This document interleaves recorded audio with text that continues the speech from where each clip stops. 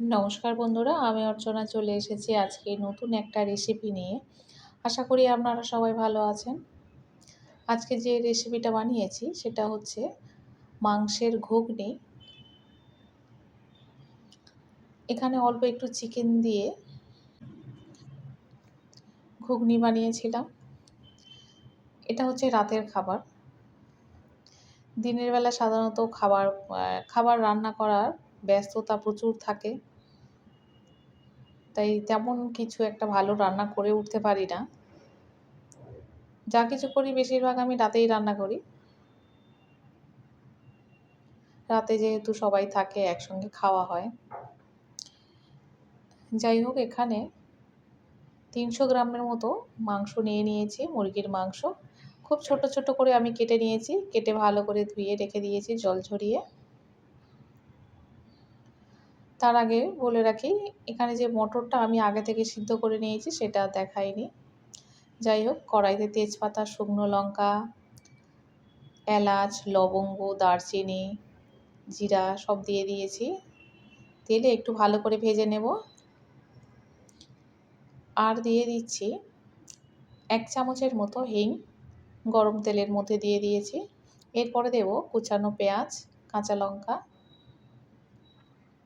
পেঁয়াজটা একটু বেশি দিচ্ছি। একটা বেশ বড় সাইজের পেঁয়াজ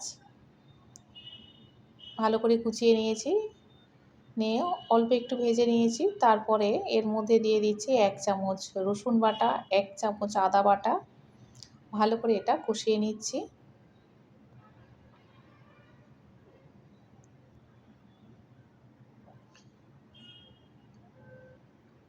রসুন দেওয়ার পরে ভালো করে না কষিয়ে নিলে একটা গন্ধ লাগে, তাই একটু সময় লাগে কষাতে।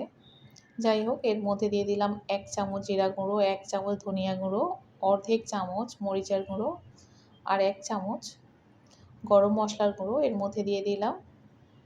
আর দিয়ে দেব ২ চামচ হলুদের গুঁড়ো,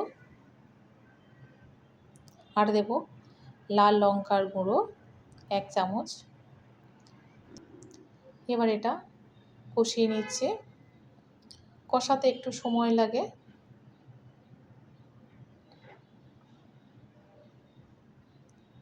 এর মধ্যে দিয়ে দেবো এবারে কুচিয়ে রাখা টমেটো।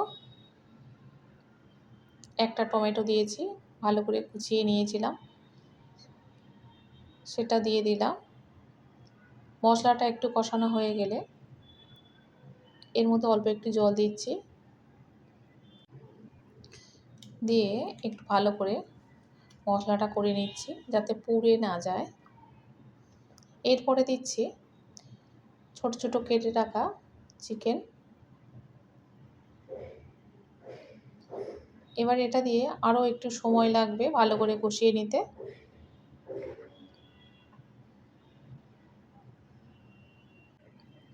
মাংসটা কষাতে বেশ সময় লাগে। এবারে এর মধ্যে দিয়ে দিলাম ছোট্ট ছোট্ট করে আলু কেটে রেখেছিলাম, সেটা ভালো করে ধুয়ে এর মধ্যে দিয়ে দিলাম।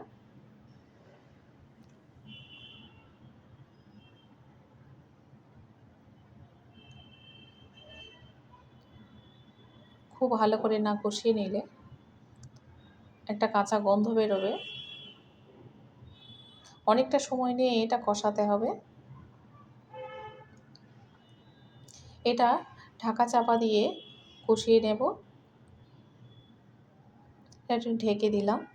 যাই হোক, অনেকক্ষণ কষানো হয়ে গিয়েছে। আর এদিকে মটরটা আমি সিদ্ধ করে রেখেছি। মটরটা বেশ ভালো, একটা সিটি দেওয়ার পরেও মটরটা বেশ গলে গিয়েছিল। সেটাও আমি এর মধ্যে ঢেলে দিলাম।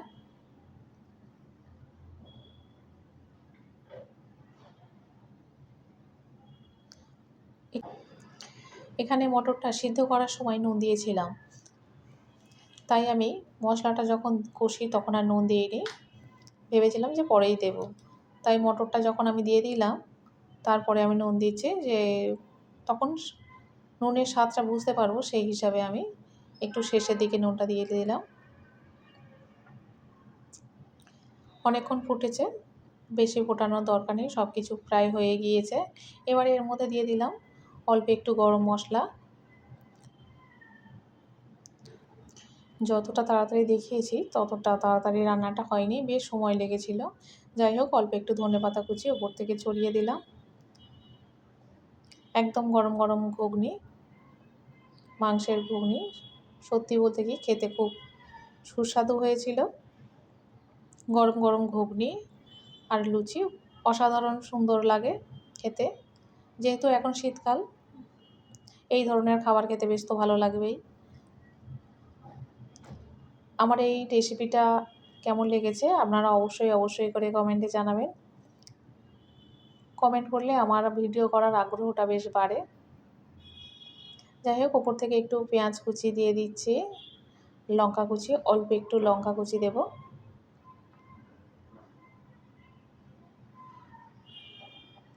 আর দেব সামান্য একটু পাতিলেবুর রস।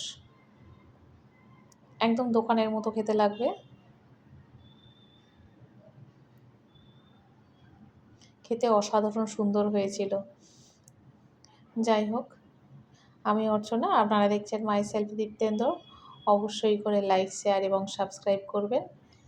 দেখা হবে আবার পরের ভিডিওতে।